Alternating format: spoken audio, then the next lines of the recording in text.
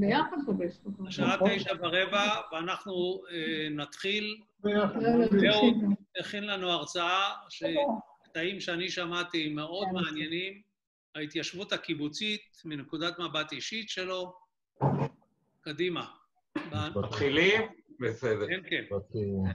אז ערב טוב לכולם, אני חוזר, מוישה תשתיק את כולם, ואם מישהו רוצה להפריע, אז שילחץ על המקש של המחשב, על המקש רווח של המחשב, ואז יכול לדבר, כשהוא עוזב את זה, הוא מושתק מחדש. עכשיו, אתה גם תהיה מושתק, ותפתח את עצמך אם צריך. יש הקלטה. זהו. אני חושב... אתה פתוח, בסדר. בסדר, ערב טוב.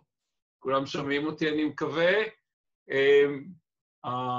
למעשה, אני נולדתי בקיבוץ גבת, וכשהייתי בן 8, בערך בן 7.5, קיבוץ גבת והשרון התאחדו. ואני עשיתי עכשיו, חלק גדול מהדברים ידעתי, וחלק גדול עשיתי עבודת מחקר על כל התהליך של ההיווצרות של הקיבוצים האלה, על מה שהם עברו ועל תהליך האיחוד, וגם אחרי זה על יפעת, אבל לא נראה לי שנספיק, כי זה הרבה מאוד חומר.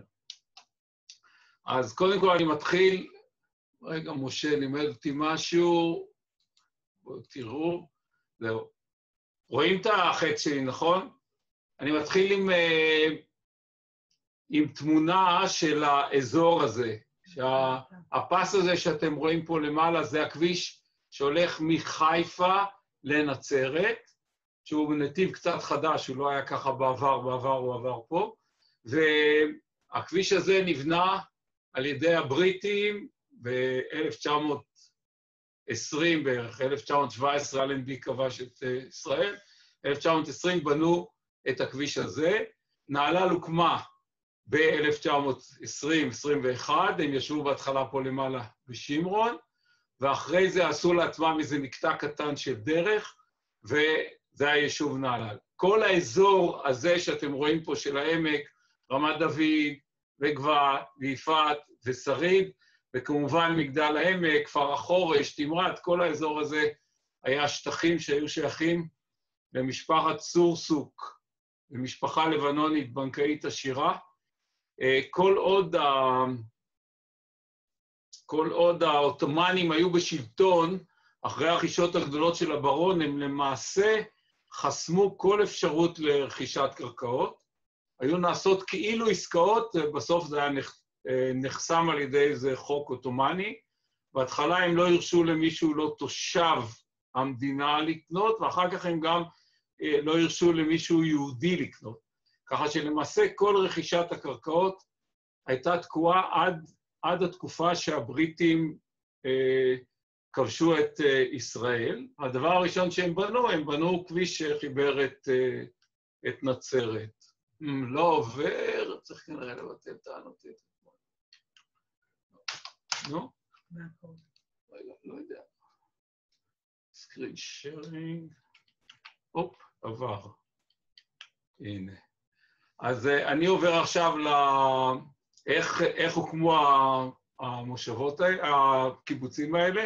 קודם כל, מ-1920 התחילה פעילות מאוד מאוד אינטנסיבית של ניסיונות של רכישת קרקעות שאנחנו נדבר עליהם אחרי זה, ובערך ב-1925 יהושע חנקין, באיזו פעולה חצי פיראטית, הצליח לרכוש את האדמות בלי שהיה לו שום אישור לזה, ולאחר מעשה המוסדות אישרו את הרכישה הזאת של האדמות.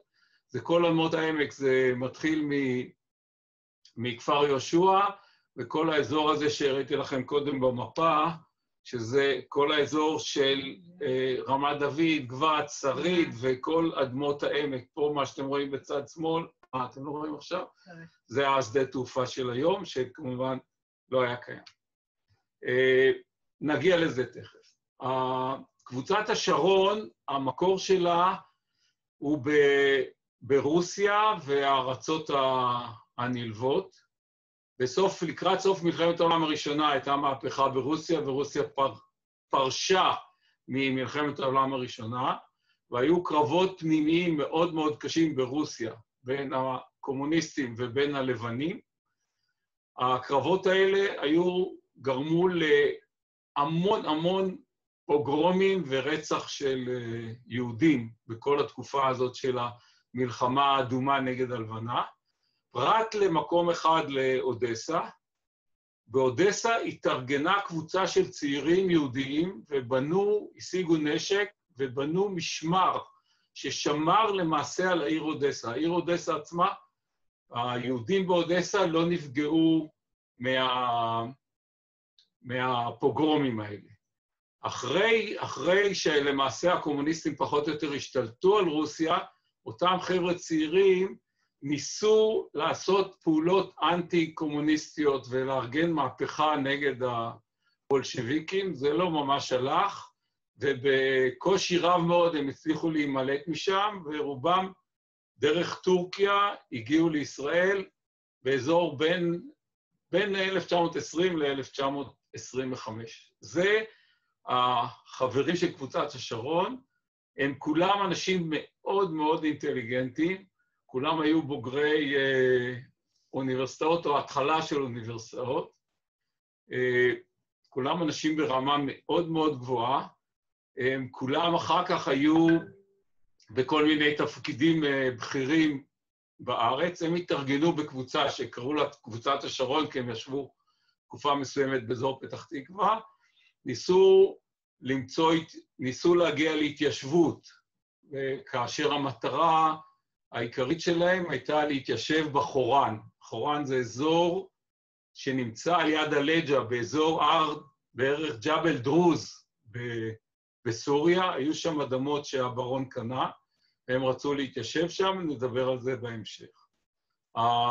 המנהיגים שהיו זה דוד חורן, שקראו לו בהתחלה חורני, צבי בן שחר, שהיה אחר כך מנהל המשביר המרכזי, זאב משי, שהיה חבר במחתרת שנדבר עליה, אליהו בן חורין היה המנהיג של הקבוצה הזאת של הצעירים באודסה שהגנה על היהודים, היה אישיות מאוד מאוד כריזמטית, והוא אחרי שהוא הגיע לארץ, בדרך לא דרך, הוא הקים איזו קבוצת מחתרת שהייתה חלק של קבוצת השרון, שממש הייתה בנויה כמחתרת תאים שאף אחד לא ידע על השני, נדבר על זה בהמשך. אברהם כהן שהיה בוגר הריאלי בחיפה ואיכשהו הצטרף אליהם וגם היה שותף בארגון מחתרת הזאת, אברהם דנאי שהיה אחר כך מנהל ייצור ופיתוח, שמחה ארצי שהיה למעשה המנהל הפנימי של הקבוצה, והקבוצה הזאת של השרון הייתה קבוצה שמאוד מאוד נבחרת, והיה קשה מאוד להתקבל לשם. כל אדם שרצה להתקבל אליהם היה עובר תהליך מיון מאוד מאוד קפדני ולא כל כך סימפטי. מי שכן הצליח להשתחל, שלא היה ממש באותה רמה של המקימים, זה האחים הצעירים של המנהיגים האלה. זאת אומרת, מנחם בן שחר, האח הצעיר של צבי בן שחר, דוד דנאי, האח הצעיר של אברהם דנאי. פרט לזה, היו שם אקסמפלרים, כמה אנשים מאוד מאוד ציורים, אחד מהם זה אברהם מדיני, נדבר עליו אחר כך, ויצחק בן ישראל, שהוא היה אחר כך הפזמונאי וכותב השירים של הלהקה של הבריגדה. למשל, הוא כתב את כל הדרכים מובילות לרומא, רק לזה היה בחור מאוד מאוד חריף, עם הרבה מאוד שירים מאוד נחמדים וסרקסטיים שנגיע אליהם אחר כך. זה הבסיס של קבוצת השרון. האידיאולוגיה של קבוצת השרון ושל דגניה הייתה אידיאולוגיה שקראו לה האידיאולוגיה של הקבוצה הקטנה. הם קודם כל היו מאוד מאוד מתקדמים בכל הגישות שלהם, הרבה יותר מתקדמים ממה שאנחנו היום.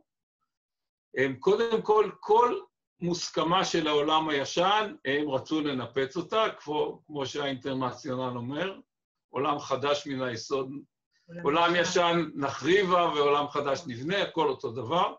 הם רצו כמובן להחזיר את היהודי הגלותי לעבודת אדמה וכפיים, רצו חופש ושוויון, האמינו באהבה חופשית, לא האמינו בחתונה, זאת אומרת, בן אדם בוחר את הבת זוג שלו כל יום, או האישה בוחרת את בעלה כל יום, ואפשר להתחלף, זה היה לזה הרבה תוצאות מעניינות להשקפה הזאת.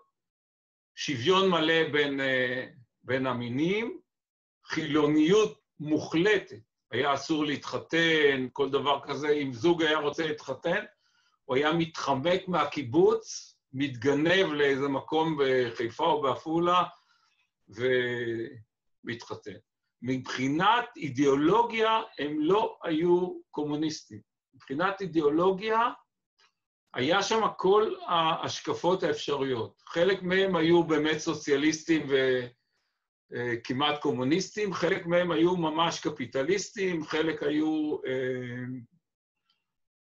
זה רוויזיוניסטים. מהבחינה הזאת בכלל לא הייתה עדיפות. והיה כמובן עדיפות מוחלטת לצורכי הכלל על צורכי הפרט. הם התייחסו אל הקיבוץ כאל איזה מין סוג של משפחה. זאת אומרת, רק אנשים מאוד מובחרים יכולים לחיות בתוך מין מערכת כזאת. לא היה מוסדות שלטון פורמלי, לא הייתה אספת קיבוץ, הם קראו לזה שיחת קיבוץ. הם היו נפגשים בהתחלה כמעט כל יום, אבל אחר כך רק בשבתות בערבים. היו דנים על כל הדברים, היו רושמים פרוטוקול מאוד מאוד מפורט, ובסוף הפרוטוקול שמחה ארצי היה כותב, סוכם ברוח הדברים. זה היה סיכום הישיבות, האספות, ככה שאף אחד לא ידע באמת מה הוחלט ואיך הוחלט, ככה הנושא הזה, היה המון המון חופש לתוך האנשים בתוך המערכת הזאת. מולם היה קיבוץ גבת, זה הקיבוץ שבו אני גדלתי, שזה היה שונה לחלוטין. המקור שלהם זה, רוב האנשים באים מאיזו עיירה בשם פינסק בפולין, שהיום זה רוסיה הלבנה. בסיום מלחמת העולם הראשונה, הם התאספו איזו אספה ציונית של 35 צעירים בבית כנסת בפינסק, ואז נכנס הצבא הפולני, שחשד שהם משתפי פעולה עם הבולשביקים ברוסיה, הוציא אותם ליער והרג את כולם. רצח למעשה בלי שום סיבה ושום משפט 35 צעירים יהודיים בפינסק. אחד מהצעירים האלה יצא במקרה קצת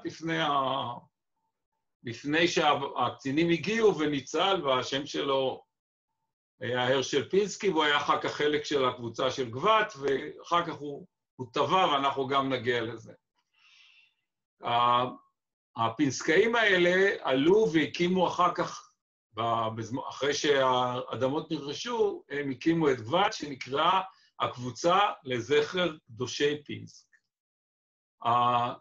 רגע, אני אשים את האנוטייטור, זה מוישה לימד אותי. אתם רואים,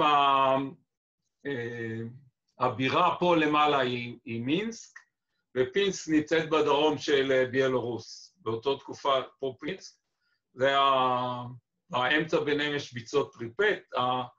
העיר הזאת הייתה עיר יחסית חשובה. נראה אם זה עובר מאוד, לא עובר מאוד, זה טוב.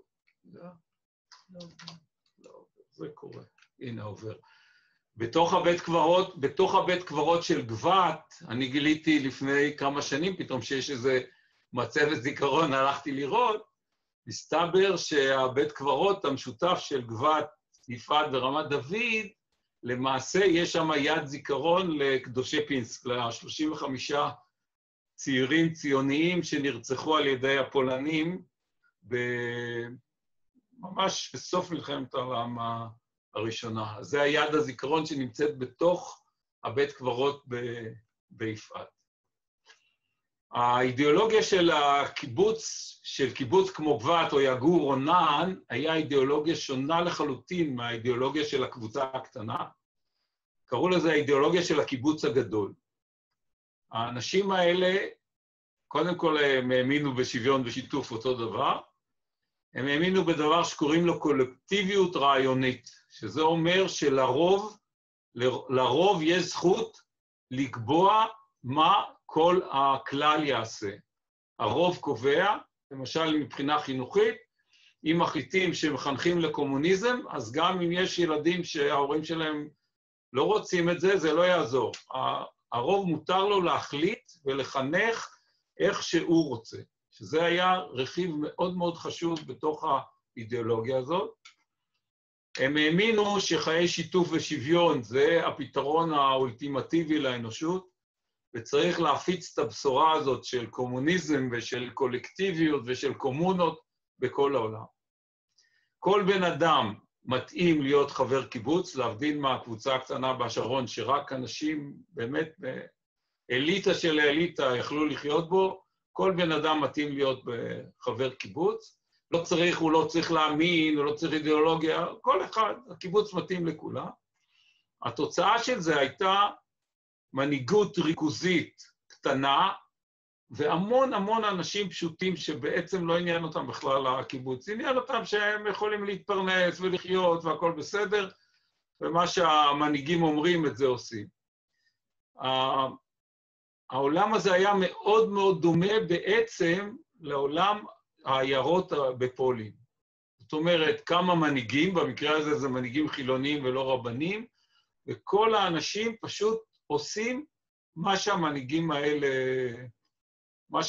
האלה אומרים להם. זאת אומרת, היה הבדל עצום בין מקום כמו גבעת או יגור או נען, הקיבוצים הגדולים האלה, לבין הקבוצה הקטנה הנבחרת. ריכזתי פה את ההבדלים, אז גבעת זה סוציאליזם עם הערצה לרוסיה הקומוניסטית, הקומוניזם זה הדגם שצריך ללכת עליו, כולל הדיקטטורה של הפרולטריון בשלב הראשון. השרון הייתה ציוניות לאומית, כאשר חלק מהשרונים היו רוויזיוניסטים ממש. גבץ היה באידיאולוגיה של קיבוץ גדול, כל אדם מתאים לחיות בקיבוץ, צריך לדאוג שכל העולם יהיה קיבוץ. תוצאה של זה היה הרבה חברים ועודף גדול של כוח אדם ומערכת של אבטלה סמויה. השרון הייתה קבוצה קטנה, כמו משפחה של אנשים איכותיים ובררנים ביותר, והתוצר של השרון הייתה שכבר בשנות ה-40 היו פועלים שכירים בהשרון. אנחנו היינו אומרים, פתגם, אם לכולם יהיה ראש, מי יזרע ומי יחרוש, שגבעתים לא היה בעיה מי יזרע ויחרוש, אבל בהשרון, כבר בשנות ה-40 וה-50, רוב האנשים היה להם מכוניות, הם עבדו או בסולל בונה, או במשביר המרכזי, או בייצור ופיתוח, או במשק הפועלים, היו נוסעים בבוקר לעבודה מהקיבוץ וחוזרים בערב, כשהאוטו למעשה פחות או יותר האוטו שלהם. הבדל עצום בין שתי המערכות. בגבעת, החברים המרכזיים בגבעת זה כמובן חיים גבעתי, שהוא פינסקאי, שהוא היה המנהיג הבלתי מעורער עד לפילוג. הוא היה בן אדם באמת אישיות יוצאת מהכלל. תמיד אומרים, אין נביא בעירו, היה נערץ בקיבוץ שלו, וגם מאוד מאוד אהוב בכל המדינה. כל המנהיגים של מדינת ישראל, בן גוריון וגולדה ואשכול ושרת, כל מי שהיה תמיד היה רוצה שהוא יהיה איתו ביחד. הוא היה אדם באמת מיוחד במינו, שטיפל בכל בעיה של כל חבר. הוא היה באמת דוגמה של רבי, ולא סתם רבי, אלא רבי שבאמת אכפת לו מכל אחד. הוא היה באמת אישיות חריגה יוצאת מהכלל. השני היה אליעזר שושני, שהיה מעין עוזר שלו, שהוא למעשה היה יד ימינו של חיים גבעתי, הוא גם התקדם, היה גזבר הפלמ"ח, אחר כך הוא היה אחראי על כל הרכש הביטחוני באירופה, אבל הוא היה אדם מאוד מאוד קיבוצי, תמיד היה שואף לעזוב את הפעילות החיצונית הזאת ולחזור ולהיות בתוך זה.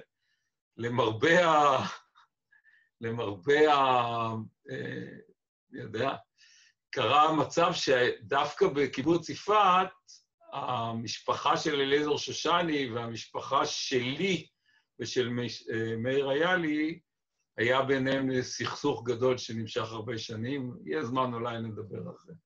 שגם נובע מהבעיות האידיאולוגיות של קיבוץ, שאנשים חשבו שיש להם זכות לקבוע חיים של אחרים.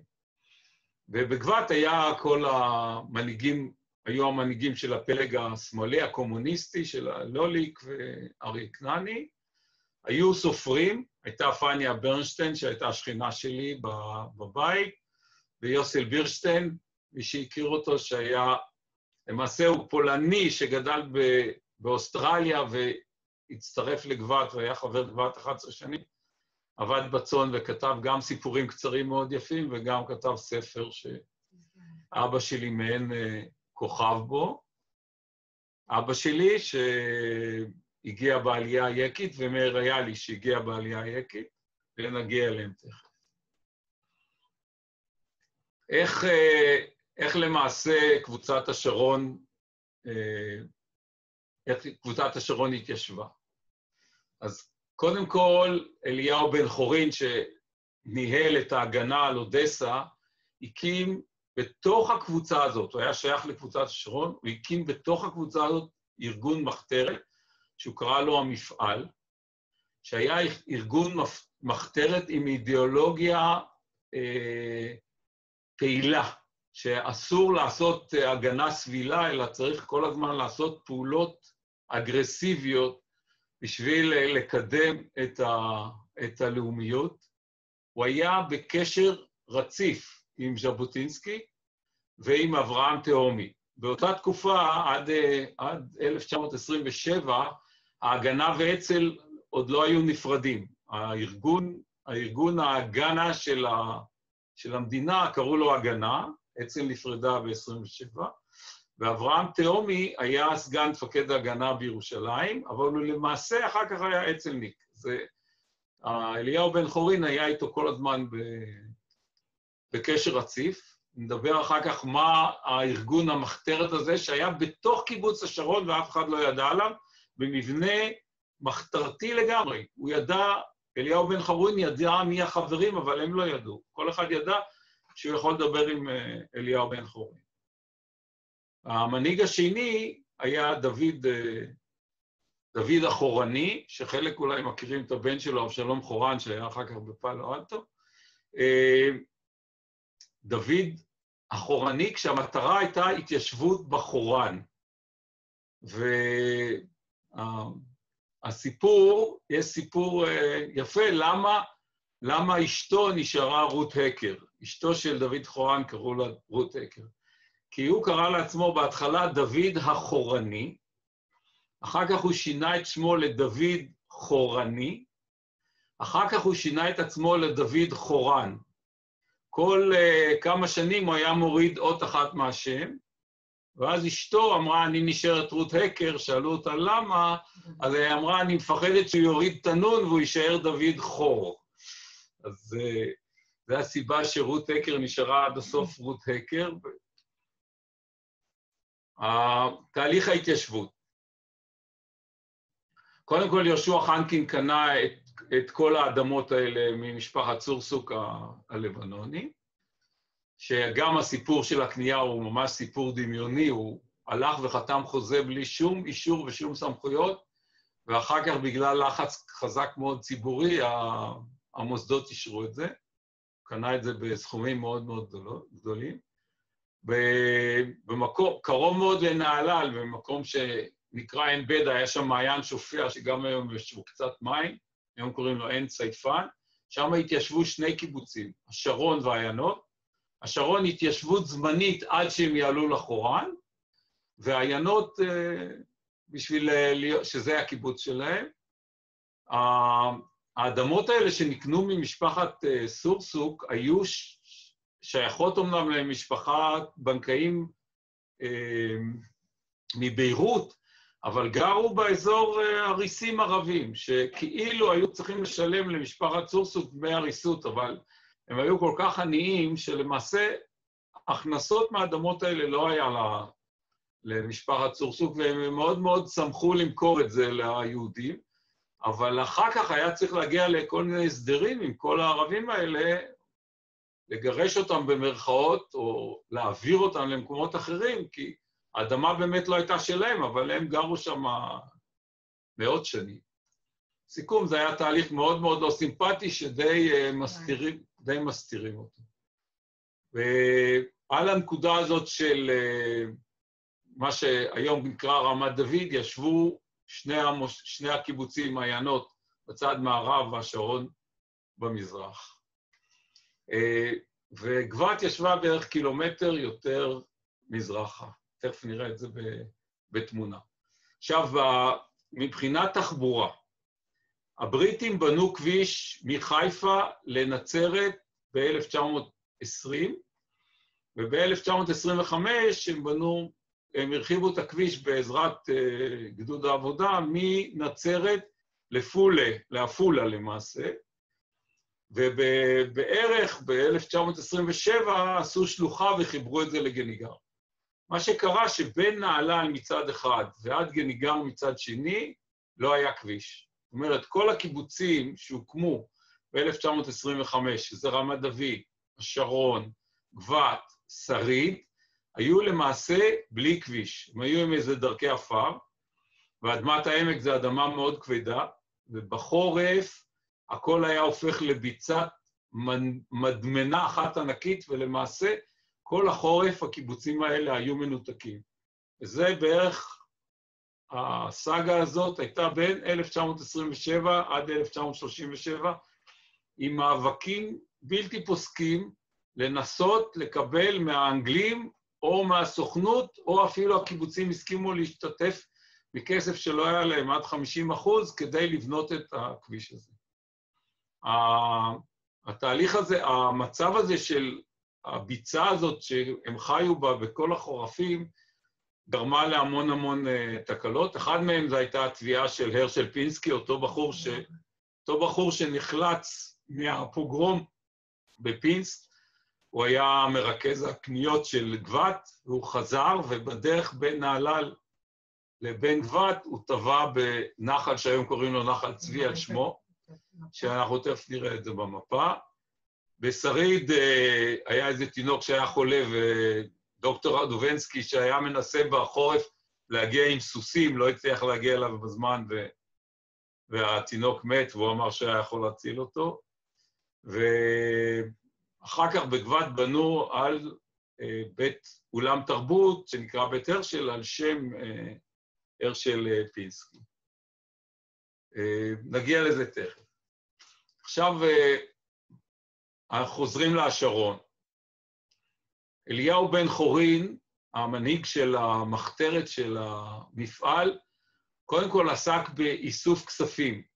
איסוף כספים על מנת לבצע את כל הפעולות האקטיביות שלו, שהן היו מאוד לא סימפטיות. הרעיון שלו היה או שהחברים מהשרון יתחתנו עם אלמנות ואחר כך ייקחו להם את הכסף ויעזבו אותם, או שממש ירצחו אותם כדי שיהיה להם כסף. זה בפועל, לשמחתנו, לא יצא לפועל. הדרך השנייה, הם ניסו לשדוד את הזהב שהובילו ברכבת תמורת החיטה. היו מביאים כמויות גדולות של חיטה ושולחים אותה לירדן, ומהצד השני היו שולחים זהב כתשלום. הם ניסו לשדוד את זה מהרכבת, גם זה לא ממש הצליח להם. אבל הם היו חבר'ה לא כל כך נחמדים.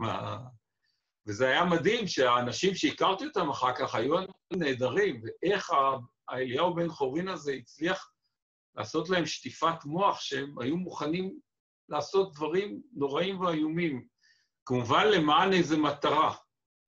בסיכומו של דבר, הדבר היחידי שהם עשו באמת, היה רצח של דהן. דהן היה יהודי חרדי, שלמעשה הוא לא היה מההתחלה חרדי, שהתחבר לחרדים בירושלים, והפך לשופר שלהם נגד הציונות.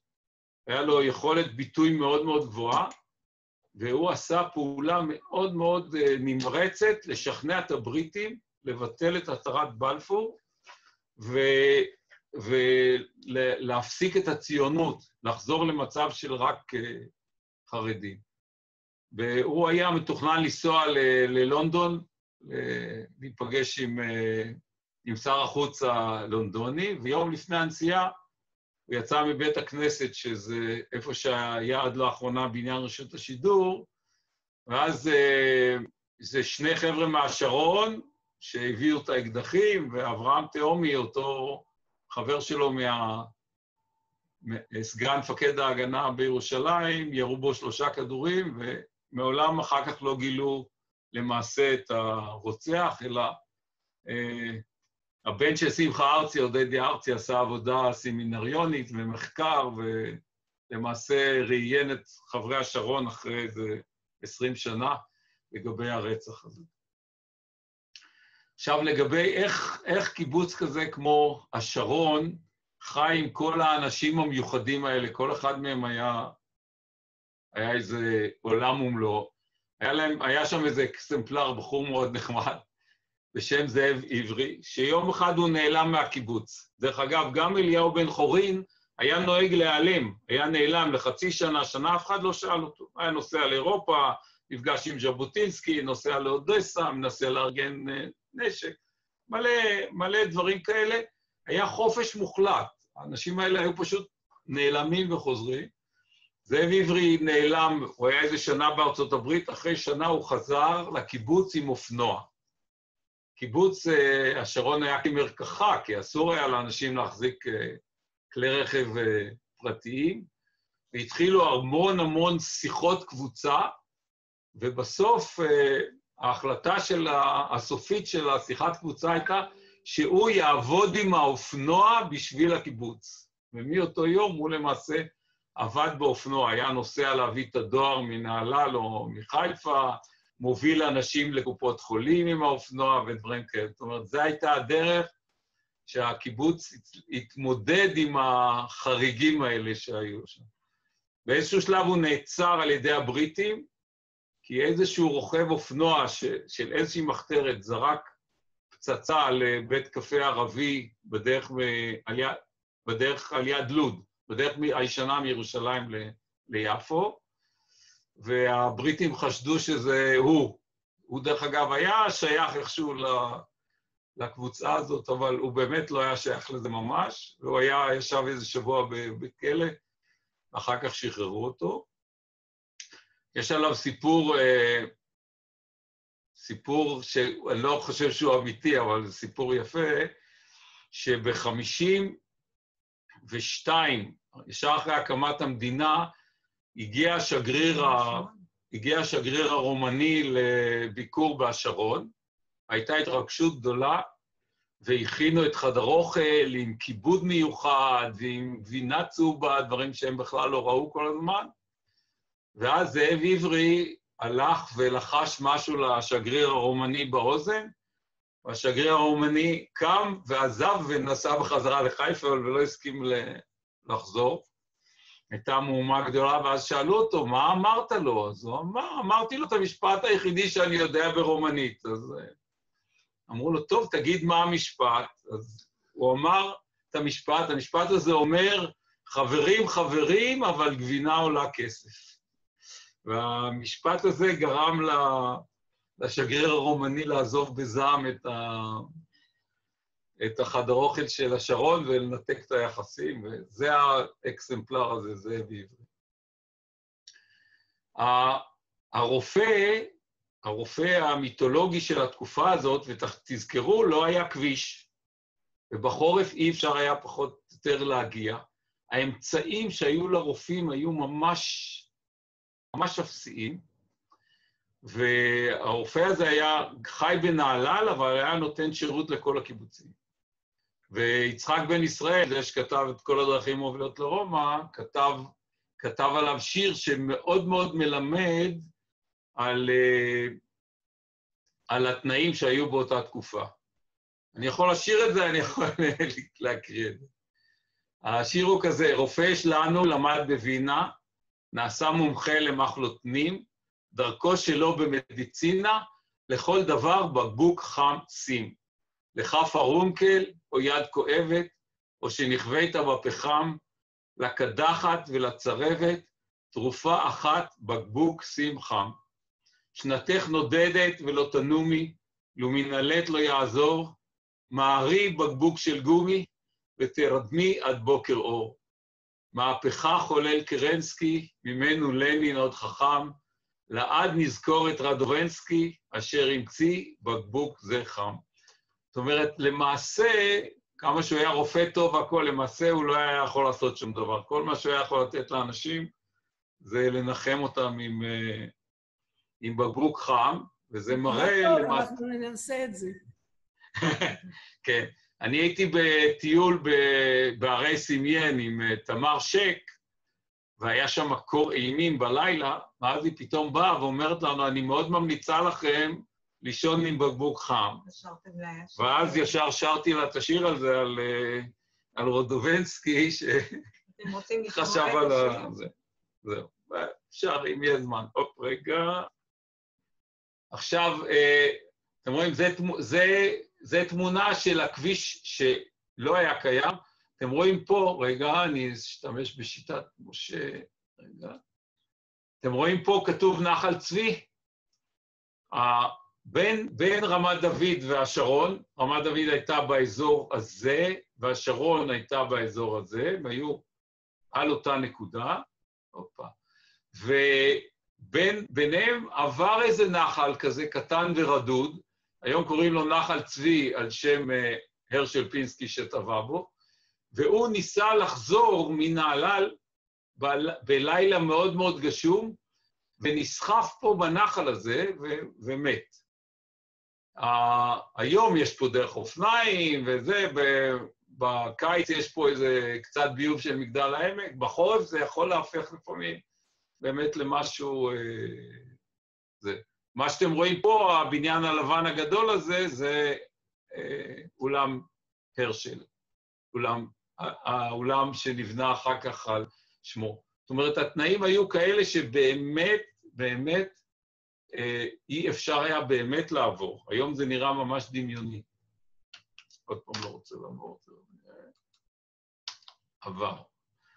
עכשיו אנחנו נעבור לכל סאגת הכביש. הופה. ככה. מה שאתם רואים פה, כביש 75, רגע, אני אחזור למצביע. מה שאתם רואים פה, כביש 75, זה הכביש שהבריטים בנו ב-1920, שהולך לנצרת. למעשה הוא לא הולך, זה התוואי החדש, התוואי הישן זה התוואי הזה, שהלך לנצרת. ב-1925 בערך הם בנו מנצרת כביש שהולך כאן לכיוון עפולה, וב-27 מישהו עשה טובה לגניגרים, שגניגר קיימת מ-22, ומתח איזה 4-5 קילומטר כביש עד לגניגר. נוצר מצב שמהנקודה הזאת שהנהללים בנו לעצמם כביש עד לכאן, ועד לגניגר היה קטע שלא היה בו כביש. זה מצב שהקיבוצים האלה חיו בו בין 1925-7 עד 1937. כמובן שהיה להם יחסית הרבה כוח, וחיים גבתי היה מאוד מאוד מקובל במדינה, ועשו מאמצים אדירים לשכנע גם את הבריטים וגם את הסוכנות שאי אפשר לחיות ככה, ובכל זאת עד 1936 כל הזמן היו מחליטים ולא מבצעים שום דבר. רק ב-1936 כנראה בגלל הרעת המצב העולמי הביטחוני וההחלטה של הבריטים לבנות את שדה התעופה רמת דוד, והכביש הזה אושר. עכשיו, ברגע שהכביש אושר, כאשר הקיבוצים התחייבו לשלם בערך 50% מהעלות שלו, ולא היה להם כמובן מאיפה, הם חיפשו דרך איך לקבל חלק מהכסף בחזרה, ואז הם החליטו, זה עוד לפני זה, זה איך שהיו מובילים את החלב מגבת עד לנהלל. אתם רואים, הם בנו מזחלות בוץ במתכונת רוסית, ועם סוסים היו מנסים דרך המדמנה הנוראית הזאת לגרור את החלב, ואז בשותפות של רמת דוד וגבת והשרון, קנו קנו משאית ב-1936, כשהמטרה של המשאית הזאת הייתה להשתתף בבניית הכביש וככה לקבל חלק מהכסף בחזרה. צבעו אותו, את המשאית הזאת צבעו בירוק, ופניה כתבה עליו שיר מאוד מפורסם, האוטו שלנו גדול וירוק, האוטו שלנו נוסע רחוק, בבוקר נוסע, בערב הוא שם, הם הביאו לתנובה ביצים וחלב, למרות שהוא בכלל לא היה מיועד לא להובלת ביצים ולא לחלב, הוא היה מיועד לעבודות בכביש. אלא מה?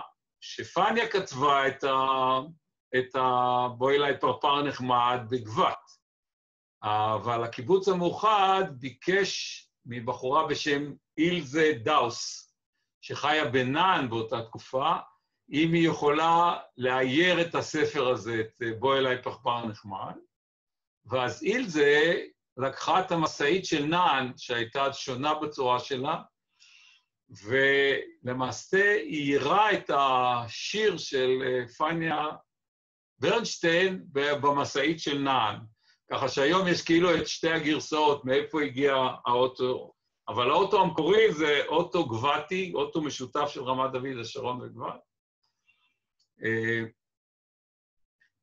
זהו, אחרי כמה זמן אילזה ואברהם דאוס, שהוא היה מוזיקאי, הגיעו לגבת בתור חברים, ואפילו הבת שלהם, תירזה, גדלה איתי בכיתה א' וב', מאוד לא אהבתי אותה, אבל אמרו לי שאחר כך היא גדלה להיות בן אדם מקסים.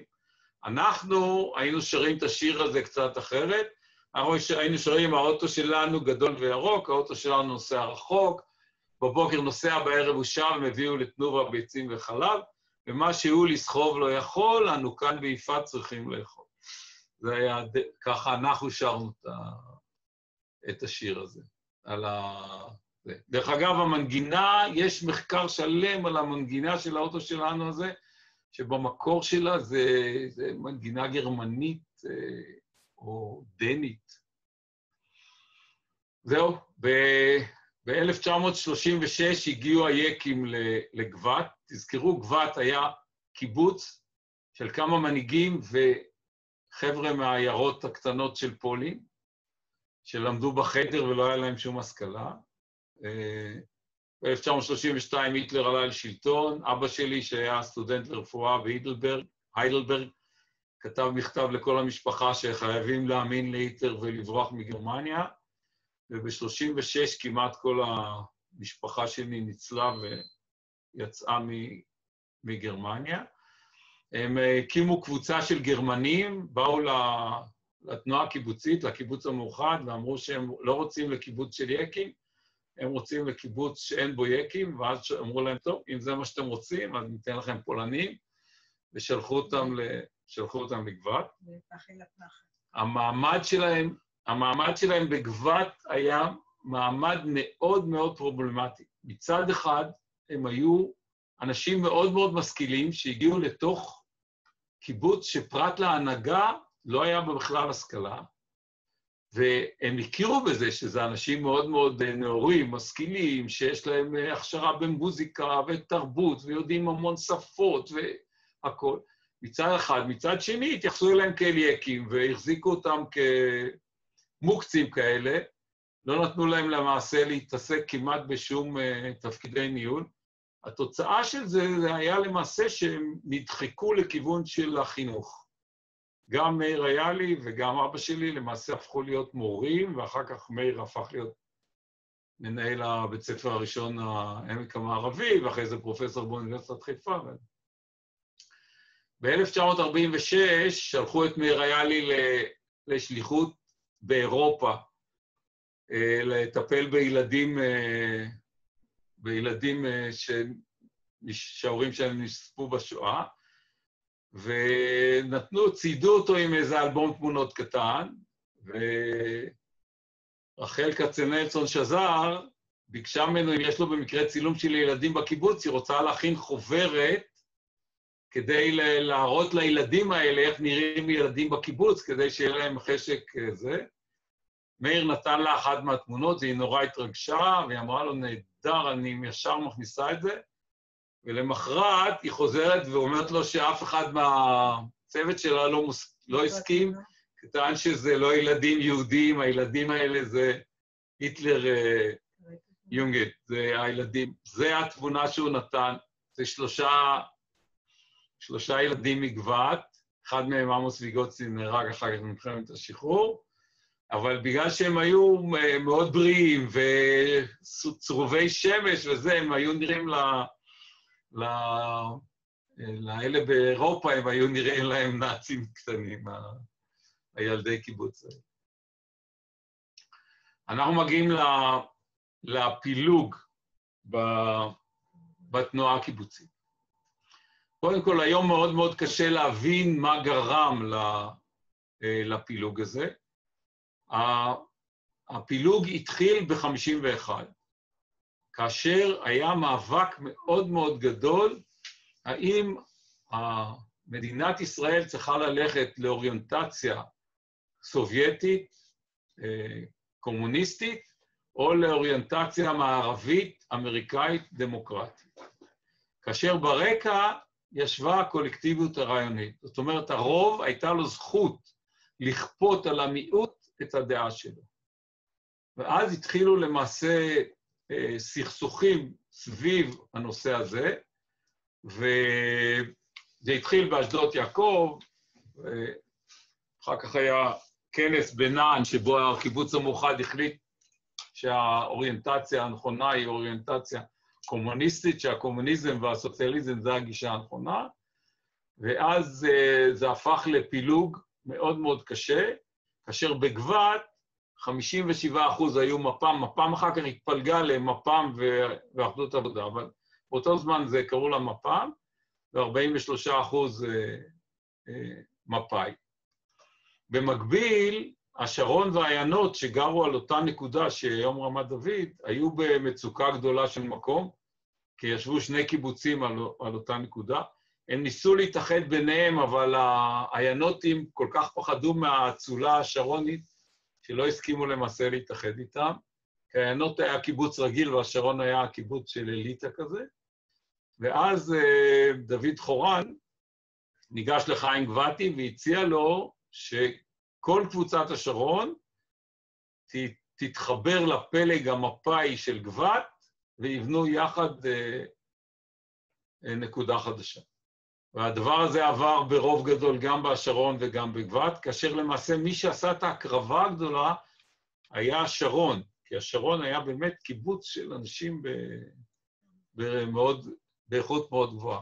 הבעיה הייתה לקבל שטח, והמדינה היה שטח שהיה מיועד להיות אזור תעשייה של עיירת פיתוח מתוכננת, שעוד לא הייתה קיימת מגדל העמק, אז השטח הזה, שהוא מערבית למגדל העמק, הוקצה ליפעת, ושם החליטו לבנות את הנקודה הזאת. הייתה הוצאה ענקית, והייתה בעיה אם המדינה תיתן לזה מימון או לא תיתן לזה מימון, וחיים גבעתי החליט שכדי שהקיבוץ יצליח לעמוד בזה, צריך לקחת את המטעי תפוחים הקטנים שהיו בקיבוצים של 20 דונם, 30 דונם, ולבנות מטע של מאות דונמים. אף אחד לא ידע איך אפשר לאסוף את זה, לקטוף את זה, לשלוח את זה, לא היה שום טכנולוגיות. הוא אמר, בלי זה לא נתקיים, ולמעשה יפעת הוקמה יחד עם מטעי תפוחים ענקיים, ובשנים הראשונות מאוד מאוד שגשגה כתוצאה מהדבר הזה. השטח חולק חצי-חצי, רכוש לפי הפרופורציה של החברים. ילדים שהיו בצבא באותו זמן, החליטו להישאר בקיבוץ. הם לא הבינו בכלל על מה הם מתפלגים, וכל הילדים שהיו בצבא נשארו בגבעת. כל הילדים שהיו עוד בתקופת בית ספר עברו עם ההורים ליפעת. בתוך משפחות היו חלוקות, הייתה לנו בחורה בשם זלטקה, מטפלת תינוקות, שעברה ליפעת, והבעל שלה קלמן נשאר בגבעת. לקח להם איזה 5 שנים להתאחד מחדש. אחים נפרדו, אברהם כנעני המנהיג בגבעת נשאר, ואח שלו אריון כנעני עבר ליפעת. נוסף על זה, בגבעת זה עוד נועל על ידי חיים גבעתי ואברהם כנעני בצורה פחות או יותר תרבותית. בעין חרוד זה היה ממש מלחמת אחים, ואז התנועה שלחה את אליעזר שושני, המפשר הגבתי, הוא ישב איזה שנה בעין חרוד, ושכנע את עין חרוד האיחוד, למרות שהם היו רוב, לעבור לנקודה החדשה ולהשאיר את עין חרוד מאוחד בנקודה הישנה, ולמעשה כל הפשרה בעין חרוד וכל השגשוג של עין חרוד מאוחד, זה למעשה רשום על הפתח הזה, על אליעזר שושני. המדינה בסופו של דבר נתנה את כל הכסף, יפעת כל כך שגשגה בשנים הראשונות, שהיא ויתרה למעשה על המימון הזה. המטעים היו מכרה זהב בשנים הראשונות.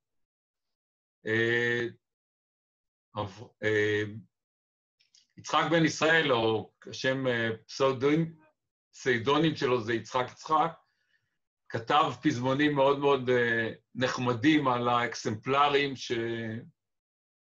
שחיו בהשרון ואחר כך ביפעת. אני, למרות שאני קצת זייף, אני אשאיר לכם את השיר על אברהם מדיני. הוא היה באמת בן אדם עם ידי זהב, שבאיזשהו שלב דחף את היד לתוך איזו מכונה ונחתכה לו היד, אז היה לו יד אחת שהיא קצת מברזל. אז יצחק כתב עליו שיר שהוא מלא הומור.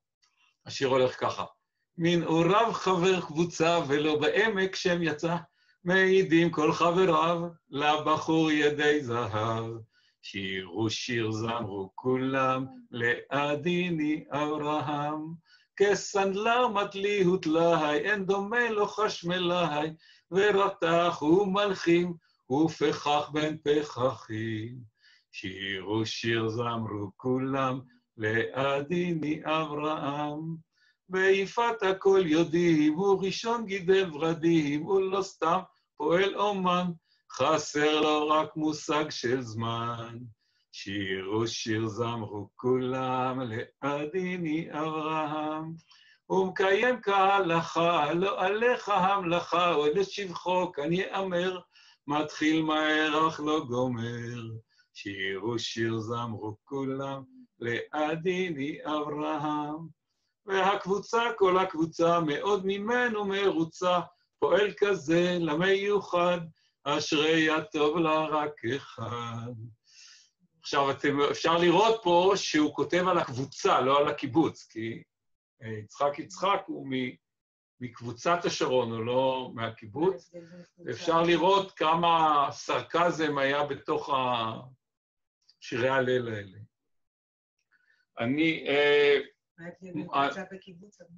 כן, לימדתי. זהו, אני חושב שמשה, החלק השני זה כבר המעבר ליפעת, אני חושב זה נחמד, חבל שלא. אני לא יודע, אני חושב שאפשר... מה אתה אומר, מוישה? שאלה יש שאלות. נפסיק? רגע, אני אפתח את בדיוק. למה זה פה דברים נחמדים? כן, יש עוד מלא סיפורים, אבל... זה סיפורים נחמדים כאלה. אנחנו עכשיו ב-10, זה עבר פחות משעה. כמה זמן זה ההמשך? 5. בטח עוד איזה 20 דקות. זה סיפורים נחמדים, זה כאלה פיקנטים. אפשר להמשיך 20 דקות מבחינתנו. כן? מה אתם אומרים? כן, 20 דקות תמשיך, זה גם לא שווה לעשות לזה ערב מיוחד. בסדר. טוב, אז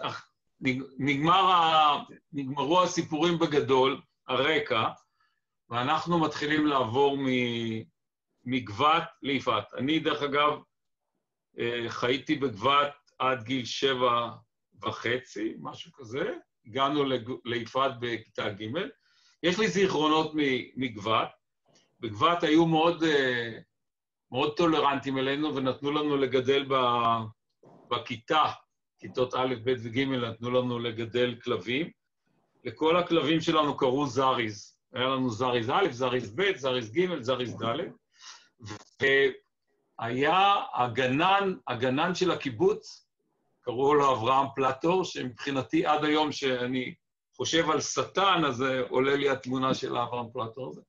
הוא היה הולך והורג לנו את הכלבים. ואנחנו היינו מביאים זריז חדש, ואחרי כמה זמן הוא היה הולך והורג אותו ככה. והקיבוץ לא עשה עם זה שום דבר. מצד אחד נתנו לנו לגדל את הכלב, מצד שני נתנו לו להרוג אותו. הייתה לנו ילדה שהיא הייתה המלכה של הכיתה. אני לא יודע אם אתם מכירים את המושג הזה, אבל זה היה בגיל הנמוך.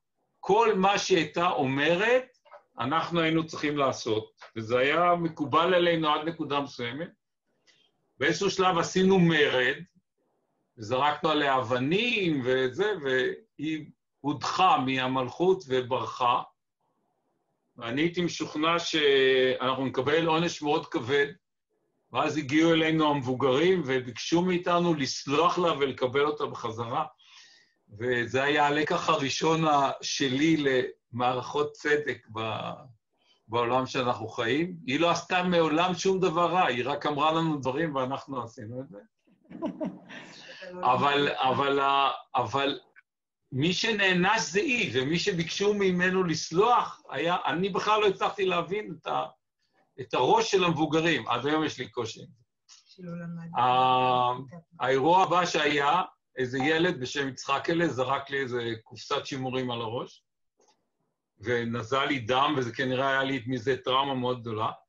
וכל יום לפני השינה אנחנו היינו גרים, היה לנו לינה משותפת, לא גרנו עם ההורים, כל הילדים היו גרים יחד, ההורים היו באים להשכיב אותנו, ואז היינו הולכים לישון, ואני כל יום הייתי מדקלם לפני השינה, יצחק לזרק לי קופסה על הראש, והיה לי דם, וזה היה אתמול. לפני זה, בלי זה לא הייתי הולך לישון. באיזשהו שלב, הדוד שלי, שבדרך כלל היה משכיב אותי, אמר לי, איך זה יכול להיות שכל יום זה היה אתמול? ואז שיניתי את המשפט ליצחק אלה, זרק לי קופסה על הראש והיה לי דם, וזה היה שלשום. זה היה השינוי היחידי שהייתי מוכן לעשות באמרה הזאת, בלי זה לא הייתי הולך לישון, בלי האמרה הזאת. אבא שלי היה בגיל 46, ב-1946, אני הייתי בן שנה, הוא חלה בשיתוק ילדים מאוד מאוד קשה, וכמעט מת, וגם אחר כך הוא היה נכה ב100%, והוא בקושי רב יכל בכלל ללכת, הראש לא נפגע, קיבוץ התנהג אליו מאוד מאוד יפה, וישר סידרו לו רכב, הרכב הראשון היה איזה מין אופנוע כזה מוזר עם 3 גלגלים, שמסרשמיט אחרי שהפסיק לבנות מטוסים לצבא הגרמני, עבר לבנות כל מיני מכוניות אופנועים זולים, אז זה היה הדבר. אני זוכר שאבא שלי ביום הראשון שהוא קיבל את זה, שם אותי בתוך האוטו ונסע ישר לתוך קיר, התנגש ישר לתוך קיר, אז זה עוד איזה זיכרון ילדות שלי. היה לנו משפחה עמידה בארצות הברית, היינו למעשה מפונקים, היינו קלים חבילות וכל מיני דברים, ויום אחד קיבלנו קוף יפהפה, בובת קוף יפהפיה מארצות הברית, והלכנו 3 הילדים, האחות הגדולה שלי, אני והאחות הקטנה, הלכנו לטייל בגבעת, ושחזרנו היינו בלי הקוף. ואז ההורים שאלו אותנו, איפה הקוף? ואז אמרנו שקופים לא צריכים להיות בשבי, הם צריכים להיות בטבע, על עצים, שמנו את הקוף על איזה דקל שהיה בגבעת, עדיין הדקלים האלה עדיין ישנם, וכמובן ההורים מהר רצו, אבל הקוף כבר לא היה, וככה שהקוף הזה ואני הכרנו יום אחד. כשהגענו ליפעת, הייתה בעיה גדולה מאוד, איך עושים את זה, איך מחברים בין השרונים, בין האליטה הזאת, ובין המוז'יקים, בין העיקרים הגבעתיים האלה. הוחלט שבכל רכבת, בכל בניין, יהיו 2 השרונים ו2 גבעתיים, הגודל של הפלג הגבעתי והשרון היו בערך באותו גודל. לאורך המון שנים נשאר ההבדל הזה, בין הגבעתים הפשוטים לבין השרונים שהם באמת היו אליטה, אני לא סתם אומר את זה. נכון שהיקים מגבעת היו קצת יוצאים מהכלל, אבל באופן כללי היה באמת הבדל, גם אחר כך מסתכלים מי הגיע לפרופסורה ומי זה, כמעט כולם הילדים של השרונים. זהו, כמובן יפעת עשתה כמה מהלכים מאוד מאוד יפים. אחד המהלכים הכי יפים שהיא עשתה, היא לקחה את כל כיתות הבית ספר שהיו לה, ותרמה אותם לכלל, לכל הקיבוצים בסביבה, בשביל לבנות את בית ספר אזורי העמק מערבי. זו הייתה פעולה של מאיר ריאלי ושל אבא שלי, והתנגדות אדירה מהקיבוץ, ככה שעד היום הבית ספר אזורי העמק המערבי, שהוא בית ספר אזורי נפלא, שאני למדתי בו והילדים למדו בו, הוא נמצא ממש בתוך קיבוץ יפעת. כמובן שנשארה יריבות מאוד מאוד חזקה עם גבת, למרות שכבר לא היה שום הבדל אידיאולוגי. ב-56' וב-1960 למעשה התברר סופית שאת הדברים האיומים שסטלין עשה, ואחדות העבודה והאיחוד הקבוצות והקיבוצים לא היה ביניהם יותר שום הבדל, אבל היריבות הזאת, הלוקל פטריוטיות, נשארה. המזכיר התנועה הקיבוצית, היה לו פתגם שאמר כל קיבוץ והגבת שלו. זאת אומרת, כל אחד מהקיבוצים האלה היה לו איזה קיבוץ שהוא שנא אותו ללא שום סיבה רציונלית. הסכסוך בין משפחות איילי ויפה למשפחת שושני נבעו מזה שהבת של אליעזר שושני רצה ללכת ללמוד מורה, וגם אבא שלי וגם מאיר איילי החליטו שהיא לא מתאימה להיות מורה, והתנגדו לזה באספה. זה מראה את הקושי העצום של חיים בתוך מין מסגרת כזאת שיתופית, ונוצר סכסוך מאוד מאוד עמוק בין המשפחות על רקע שהם חשבו, ההורים שלי, אומר היה לי, חשבו שזכותם לקבוע מי מתאים ומי לא מתאים. היום זה נראה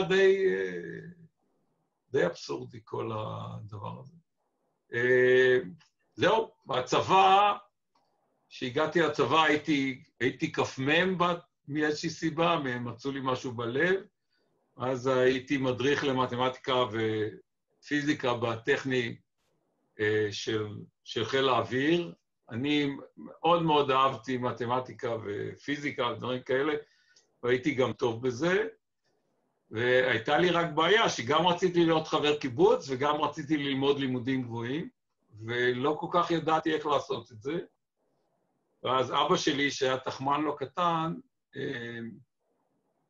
שלח מכתב לתנועה הקיבוצית, שיש ביפעת, מכתב לא מהמשפחה, שיש ביפעת איזה בחור מאוד מאוד מוכשר, ואולי כדאי לתנועה לקחת אותו ולהכשיר אותו לשימושים שלה.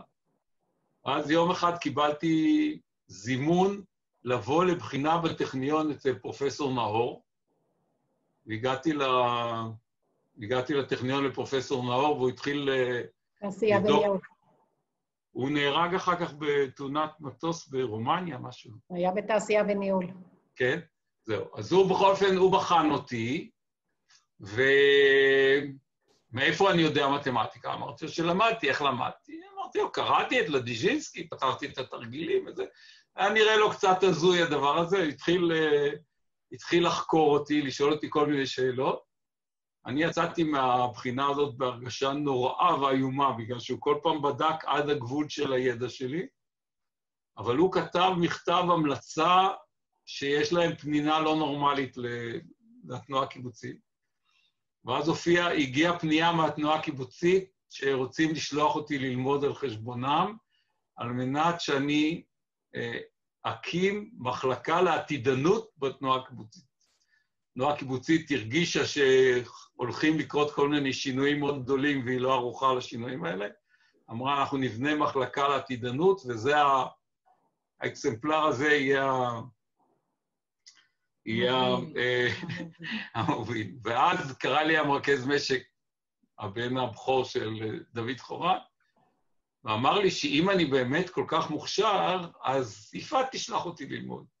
ואז במקום שכל הקיבוצניקים היו הולכים ללמוד בגיל 40, שלחו אותי בגיל 22 וחצי ללמוד בירושלים מתמטיקה. אני הסכמתי ללמוד במקום מתמטיקה פיזיקה, ללמוד מתמטיקה, סטטיסטיקה וכלכלה, כדי שיהיה לזה איזשהו שימוש בקיבוץ אחר כך. וזהו, תוך כדי זה שלמדתי שם, הגעתי כמובן לקיבוץ וגיליתי את המערכת המיוחדת הזו של הקיבוץ, מצד אחד חיים נהדרים, מצד שני, מין התאבנות כזאת שקרתה לאורך כל השנים, ואני הייתי כמה בערך כמו פיל בחנות חרסינה, אפשר להגיד. אז קודם כל, העבודה במטעים. העבודה במטעים התנהלה עם איזה 200 מתנדבים שהגיעו מחול עם תוצרת אפס. אני באתי לעבוד שם, לקחתי קבוצה של ילדים ממגדל העמק בשכר, איזה 20 ילדים. בתוך איזה כמה שבועות הם עשו יותר כתיף מה שכל ה-200 מתנדבים, והעיפו את כל המתנדבים. זאת אומרת, כל מקום שבאתי אליו באיזו גישה כזאת כלכלית, לתוך מין מערכת אידיאולוגית קפואה כזאת. אז הקימו את המפעל של יפעת, מפעל של להב, ולקראת הקמת המפעל הייתה לי התמודדות מול חיים גבתי שהיה יושב ראש, הייתה אז תקופה של אינפלציה של 20%, 40% בשנה וכו'. אני באתי מכלכלה, ועשיתי חשבון שהסכום שמשקיעים אין לו שום חשיבות, כי זה בין כה הכל נעלם, זה היו הלוואות לא צמודות, וחיים גבתי כמובן התנגדות מאוד נמרצת. כאילו בקטן אני צדקתי, והוא טעה, אבל בגדול הוא צדק, ולא אני. זאת אומרת, הגישה השמרנית שלו היא הגישה הנכונה, לא הגישה שלי של החוכמולוג הצעיר. זה מפעל למה? המפעל היה לחוטי ליפוף, חוטי נחושת מצופים לקה למנועים, שנאים ומשניקי תאורה, דברים כאלה. אני אחר כך הייתי הרבה שנים המנהל שלו. הקיבוץ, האנשים היו בורחים מתפקידים בקיבוץ, זה היה נחשב להיות תפקיד בקיבוץ, היה נחשב משהו שהוא לא מכובד או לא טוב, אנשים חיפשו כל הזמן להתחמק מזה, זה כאילו נורא קשה. אני כמובן הבנתי ישר שזו הזדמנות לא נורמלית להתקדם. כל פעם שהיו באים ומציעים לי משהו, אמרתי שתפקידים קטנים אני לא רוצה. אם הם ירצו שאני אהיה מזכיר או מרכז משק וזה, אשמח לעשות את זה. ואז בגיל מאוד צעיר, בגיל 30 כבר הייתי מזכיר קיבוץ, ושוב נתקלתי בכל ההתאבנות הזאת של הקיבוץ, של השוויון המכני, כל דבר היה לפי ותק ולא לפי צרכים אמיתיים, אבל האנשים הם אנשים אידיאולוגיים, זאת אומרת, היה נורא קל לשכנע אותם שמשהו אצלם לא בסדר. זאת אומרת, עשיתי מהפכות אדירות, אז נכנסתי להיות מנהל המפעל, והמפעל הזה הפך תוך כמה שנים לבונבוניירה לא נורמלית, היה מאוד מאוד מוצלח, ואז חיים גבתי הרגיש שהוא הולך למות, ויום אחד הוא קורא לי ולפוצי, פוצי זה החבר הטוב שלי, ומתחיל לעבור איתנו ענף בקיבוץ, ומסביר לנו מה צריך לעשות בכל ענף. ולקח לנו איזו שעה להבין שהמנהיג של הקיבוץ מוריש לנו את הקיבוץ. זה היה... ואחרי שהוא נפטר, הגיע לה איזה חבר טוב שלי ואומר לי, בוא תהיה לנו חיים גבתי. זאת אומרת, הצורך הזה בקיבוץ, של איזשהו מנהיג כזה, שיגיד לאנשים מה נכון ומה לא נכון. זהו, ואז לקחתי על עצמי את ניהול תהליך השינוי בקיבוץ, הבנתי שהקיבוץ אין לו שום סיכוי כלכלי לשרוד במבנה שהוא קיים. אז זהו, הייתי גם, כשהייתי מזכיר קיבוץ, היו לי אירועים איומים ונוראים, בגלל שאני התייחסתי למזכיר כאלה, איזה מנהל כזה. כאשר מזכיר בקיבוץ, במושג בהיסטוריה שלו, הוא היה שילוב של המנהל החברתי, ואיזה מין עובד סוציאלי כזה. אני חסר כל חושים חברתיים, וכאשר בא אליי איזה חבר ואומר לי, נמאס לי לעבוד בקיטור, אבל אין לי כוח כבר ואני רוצה להתחלף, אמרתי לו, בסדר, וקשרתי, מצאתי לו מחליף, אחרי יומיים החלפתי אותו, ואז הגיעו לי משלחות של חברים, למה זרקתי אותו מהקיטור? אמרתי להם, לא זרקתי אותו מהקיטור, הוא ביקש להתחלף, החלפתי אותו. לא, אתה לא מבין, הוא רק רצה שאתה תגיד לו כמה הוא חשוב, כמה... זהו, אז... זהו, והיה לי אירוע עם איזו בחורה שהגיעה אליי, אני עבדתי ולא כל כך הקשבתי לה, באה אליי ודיברה איתי, ואחרי שהיא הלכה, ניגש אליי חבר שלי ואומר לי, תגיד לי, אתה השתגעת? אני אומר לו, מה קרה? היא אמרה לך שאם לא תסדר לה מזגן, אז היא תתאבד. אמרתי, באמת? ומה עניתי לה? אז הוא אומר, אתה ענית לה, אני לא ממליץ לך על דרך הפעולה הזאת. זהו. אז אני בכלל לא שמתי לב שאני מדבר איתה, אז זה לא משנה. אז זה רק מראה עד כמה אני הייתי חסר כל יכולות חברתיות. עכשיו, פה עשיתי קישורים, ניצה תעשי משהו. פה עשיתי קישורים לכל הרקע של הסיפורים, שהם כמובן ברמה הרבה יותר עמוקה, שנשלח את המצגת, אפשר ללחוץ על הקישור ולקרוא הרבה יותר על כל הסיפורים לפרטי פרטים. זהו, זה הכל, ביי. יוסף עם משי. נכון. אתה לא מספר? מספר על... על יוסף עם משי. מה שמופיע פה למטה, אני לא יודע, זה מעניין את ניצה, בגלל אתם רואים את זה, נכון? כן. זהו. יוסף עם משי, קוראים לו יוסף עם משי, אבל הוא למעשה בן של דוד קדנאי. זה החלק של הסיפורים האלה על האהבה החופשית בהשרון, שהיה שם כל מיני החלפות זוגות ודברים כאלה. הוא בכל אופן מספר על הרצח של דהן. הוא אחר כך עזב את הקיבוץ, הוא התחתן עם בחורה בשם יונת, שרקדה יחד עם ניצה, בטח יש עוד בחורות בקבוצה שמכירים אותה, וזהו, פה בקטע הזה הוא מספר על כל הסיפור המדהים הזה, על רצח דהן. אתה לא רוצה לספר על מה קרה עם האהבה החופשית שהייתה בשרון? האנקדוטה על יוסף היא שהייתה לו חברה יפהפייה שקראו לה נוריטה, ובאיזשהו שלב הוא בא להודיע שהם עומדים להתחתן, אמרו להם, אתם לא יכולים להתחתן כי אתם אחים. אז זה הסיפור על... אז הוא לא התחתן עם נוריטה. אבל הם לא היו ממש אחים, אבל הם היו מאותו אבא.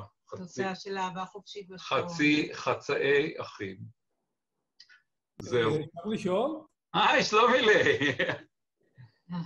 אפשר לדבר, אפשר לשאול. לגבי המפעל, איך כזה קיבוץ מחליט שהוא רוצה ללפף חוטים עם להקה? שאלה נהדרת. זה ממש נהדר, שאלה מוזמנת. הסיפור הוא כזה, קיבוץ יפעת החליט שהוא לא יכול להתפרנס מחקלאות. חיים גבתי לאורך המון שנים, חיים גבתי היה אישיות באמת ברמה גבוהה, והיה לו כוח השפעה עצום, אמר שאפשר לחיות בכבוד מחקלאות, תוצאה של זה הייתה הידרדרות איטית, אבל מאוד יציבה של קיבוץ יפעת. ובאיזשהו שלב הקיבוץ מרד בחיים גבתי, והחליט לחפש מפעל. ואז מה עושים? עושים אספה. באספה הזאת ישבו, וקבעו קווים מנחים למפעל. והאספה קבעה ככה, שהמפעל הזה ייתן תעסוקה לאנשים קשישים, שהוא ירוויח הרבה כסף, שלא יהיו בריחות רעים, שלא יעבדו במשמרות. היה קווים מנחים שהקיבוץ נתן למחפש תעשייה. ואז קבעו איזה בן אדם שיחפש תעשייה, חיפש, לא מצא, חיפש, לא מצא, סילקו אותו, שמו אחד אחר. חיפש, לא מצא, סילקו אותו, שמו אותו שלישי. והשלישי הגיע עם מפעל לחוטי ליפוף, שכך, עובד 356 יום בשנה, מסריח בצורה שאי אפשר בכלל לתאר, עובדים בו רק חבר'ה צעירים ומוכשרים. בסיכום, כאילו לקח את ההנחיות המדויקות של האספה, ועשה בדיוק הפוך. זהו, אבל הקיבוץ כבר היה כל כך מיואש מכל התהליך הזה של החיפש לא מצא, שהלכו ובנו את זה. עכשיו, היה כבר מפעל כזה לחברה לכבלים חיפה, היה כבר מפעל במעלות. ואז זה שהביא את המפעל סיפר איזה סיפור, הוא אמר שבאיזה עיירה בא מישהו ובונה אטליז בשר. אז באים אליו ואומרים לו, אבל מהצד השני של הרחוב יש כבר אטליז בשר. אז הוא אומר, טוב, אם הוא יתפרנס, גם אני אתפרנס. אז כשאמרו לעודדי הזה, שכבר יש מפעל לחוטי ליפוף, והשוק הישראלי נורא קטן, אז הוא סיפר את הסיפור על העיירה עם השני אטליזים. הוא אמר, אם הם מתפרנסים, הוא הלך מתפרנס. מה שקרה בפועל זה שאנחנו היינו הרבה יותר טובים מהם, בגלל האיכות של הכוח אדם שלנו, ואחרי כמה שנים הם פשוט סגרו את העסק. זאת אומרת, נשארנו המפעל היחידי בתחום הזה. המפעל הזה היה מפעל מצוין, הבעיה שהוא היה נורא נישתי. חוטי ליפוף זה תחום נורא צר. כשעובדים בפלסטיקה כללית, תמיד יש לאן ללכת. לעומת זה, חוטי ליפוף זה רק חוט מצופה לקה. וכל הלקוחות זה גלאון ורדמונד אמקו ועין השופט ושיינגוד וכל הלקוחות הישראלים פשוט נעלמו. זאת אומרת, המפעל נשאר למעשה מפעל שעסק רק בייצוא, כי בארץ לא נשאר אף מפעל צריכה, ובסופו של דבר הוא נקנה על ידי ארגז, ואחרי זה כמה זמן הם סגרו. היום הוא קיים? לא, שלב לא קיים. הם השאירו שם איזה דבר שקוראים לו גלהב, שזה מספק את המוצרים המשלימים ללפפים. כל מיני לקות כמה כסף הגיע למפעל הזה? לאיזה היקף הוא הגיע? כן. בשיא שלו היה בערך היקף של $8 מיליון בשנה. לא גדול. 40 איש בערך. הוא היה מנהל של מפעל אני הייתי 10 שנים המנהל שלו. למה? בגבת היו עוד תעשיות? כן, ככה. קודם כל, בגבת היה מפעל למכונות חקלאיות. היה בגבת איזה גאון כזה, לא, בלי שום הכשרה, שהמציא מלא מיכון חקלאי לפי הצרכים.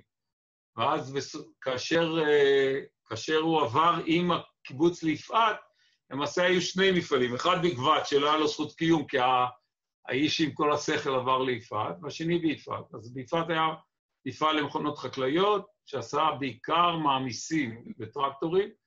בשלב הראשון שהתחילו טרקטורים בארץ, החברות כמו פורד וג'ון דיר לא הביאו מעמיסים, היו מביאים את הטרקטור בלי מעמיס, ואז יפעת הייתה מייצר את המעמיסים. זה היה ביזנס טוב, אבל זה היה למעשה בית מלאכה.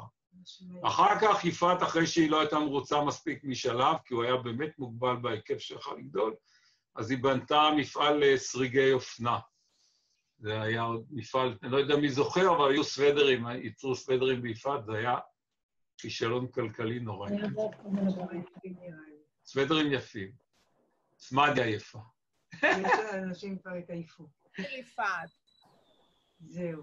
זהו? יש עוד שאלות? אני אשמח לענות. ויפעת הייתה תעשייה? יפעת היה רק שלהב והסריגים.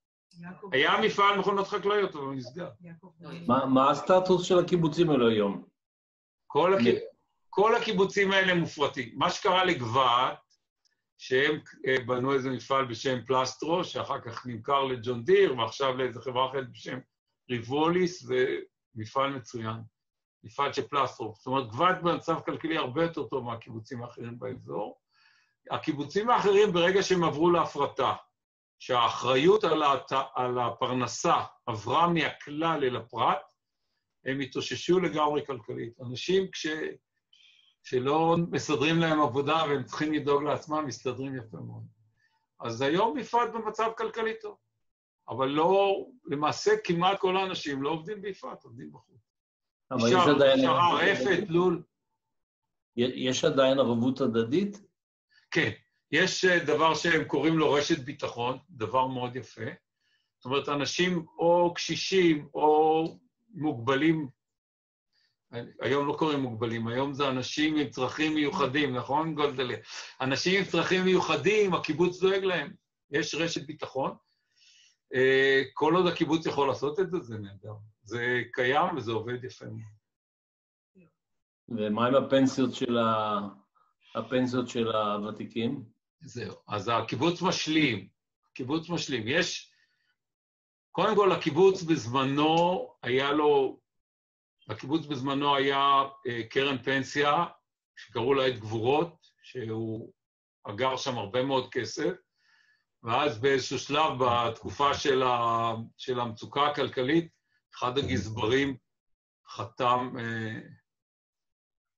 שיעבד למעשה את הקרן הזאת לאחד הבנקים, והקרן הזאת נעלמה. הקיבוץ בשנים האחרונות, זאת אומרת, עת גבורות למעשה הוקלה, ולא נשארו לקיבוץ, לא נשארו לאנשים שום דבר. למרות שהיא הייתה שמית, אבל היה מסודר בצורה כזאת, שהייתה אפשרות להנהלה של הקיבוץ לשעבד את זה. משהו נוראי. ואז היום אנשים מקבלים את הפנסיות שלהם, מה שיש להם, ואת היתר הקיבוץ משלים לאיזושהי רמה. משפחה זוג שחי בקיבוץ, אין להם שום בעיה כלכלית. כל בסדר. באיזה שנה היה הפילוג? פילוג התחיל ב-51, העלייה לקרקע ליפעת 54. מתי עברת ליפעת?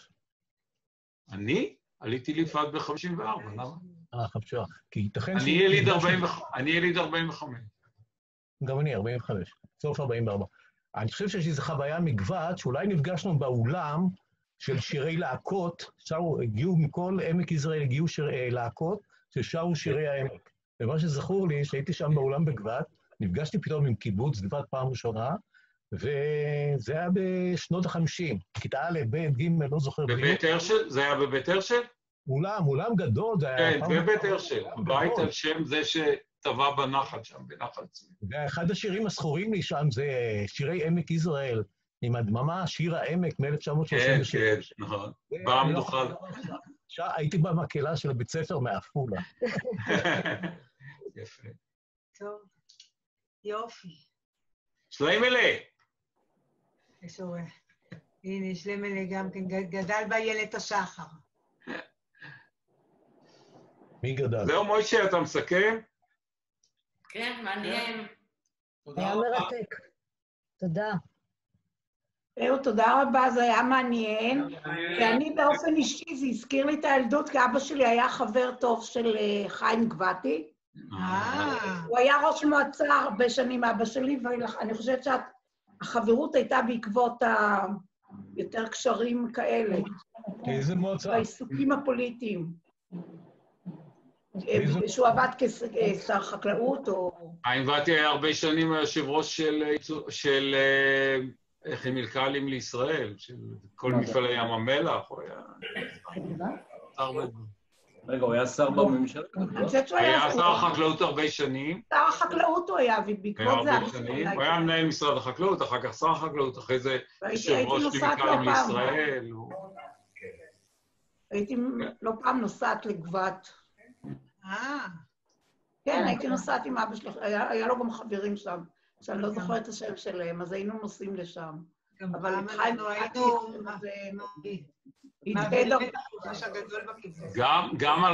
גם על חיים גבעתי יש סיפור שהוא חלקו כנראה אגדה. חיים גבעתי היה נשוי לבחורה בשם לובה, והיא ב-1920 וכמה עשתה הפלה, ואחרי זה לא יכלה ללדת יותר.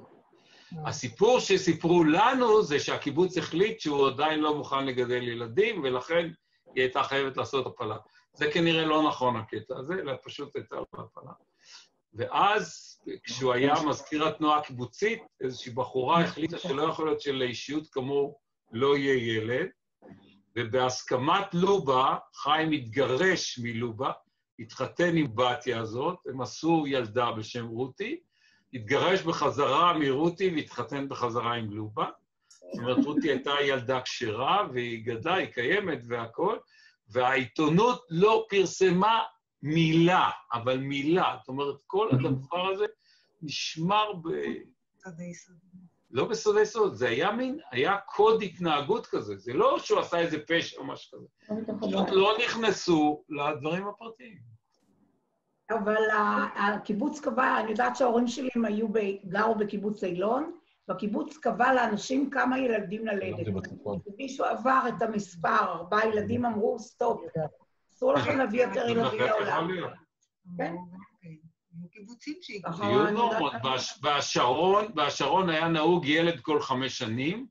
אני, אם הכרתי את הילד הבכור, ידעתי בדיוק באיזה שנתונים כל הילדים האחרים מהכיתה. כל 5 שנים, כמו שעון שוויצרי, ילד. אני לא יודע איך הם תכננו את זה בדיוק וזה, אבל זה עבד. תגיד לי, אהוד, הכרת את שלמה צפריר? ציפרשטיין לפני זה? הוא מגבעת. כן, כן. כן, כן, בטח. ממש, בדיוק קיבלתי איזה מישהו שאני את ביתו מכירה. נחמד. כן. קצת פיקנטריה כזו. לא. תביא סיפורים מעניינים, תביא קצת טבע. מאוד מאוד מעניין היה, ממש מרתק. מעוז, זה מזכיר לך משהו? לא, שאלנו את מעוז. גידי אומר לי עכשיו, גידי נולד באשדות יעקב, אבא שלו הקים את המקום, כן? יש פה אבל עזבו לפני. אז אשדות יעקב, אתה יודע, אתם התחלתם את הפילוג, מה זה? אני לא, אני הייתי קצת קטן, וחוץ מזה ההורים שלי עזבו קצת לפני הפילוג. עובד, מה זה? אבל אבא שלי גם היה מגרעין גרמני, וגם עסק בחינוך, זה הסיפור שלך. עובד, זה מזכיר משהו? הוא גדל בקיבוץ יקי. לא שומעים אותך. אשדות היה גרעין יקי, כן. לא כל כך. עובד, לא שומעים. מה שאני יכול להגיד שיש כמה דברים שהם ממש דומים. כן? שהם באופן מוחלט שונים.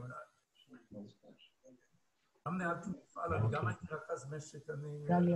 כל מיני מהפכות, כל מיני דברים כאלה, אבל יש דברים שהם שונים. זאת אומרת, ההיסטוריה של ההתיישבות, מוצא החברים, באזורי כל הקיבוץ, כולם הם... יקי. זאת אומרת, שם זה 100% מרובעים... כן. זאת אומרת, יש... 100% מרובעים. חלק מהשקרית. לא שמענו. לא שומעים הוא עובד. אמר שבאזוריה זה 100% מרובעים, כולם יקי. אזוריה כן, אזוריה כן. אזוריה. שפה רשמית גרמנית. לא יודע למה. מאשדות יעקב זה גם כן יקים. היה גרעין יקי, אבל היו גם אחרים, כן? אבל בין המקימים היה גרעין בלאו וייס מגרמניה, כן. הם עשו הכשרה בצרפת, מ-33 ל-35, חזרו לגרמניה והגיעו לארץ עם סרטיפיקטים. כמו אבא שלי בדיוק. יפה. כל הקיבוצים האלה היו מפעלי פלסטיקה. צריך להגיד. כל קיבוצי העמק, זה עמק הפלסטיקה.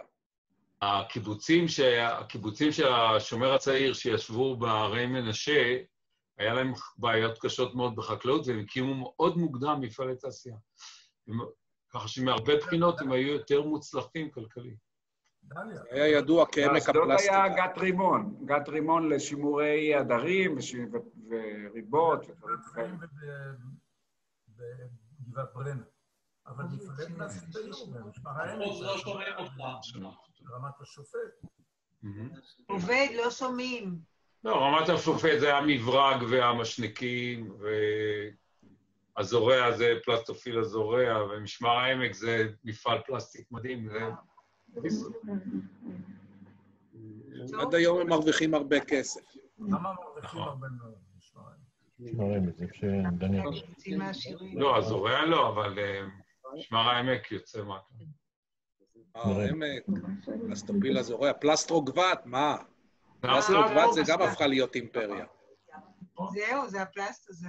זה נקרא ריבוליס היום. כן, טוב, הם מכרו את הכל, יש להם פנסיה עכשיו לנכדים ולנינים. זהו, זה... יש לך את לוג של אשדות יעקב, לא? נכון. מה אשדות יעקב? יש להם מפעל גדול שנקרא לוג. אורחי סגר. אוקיי. טוב. תודה רבה. תודה רבה. היה נהדר. טוב. ביי לכולם. ביי ביי. לילה טוב. תודה רבה. ביי.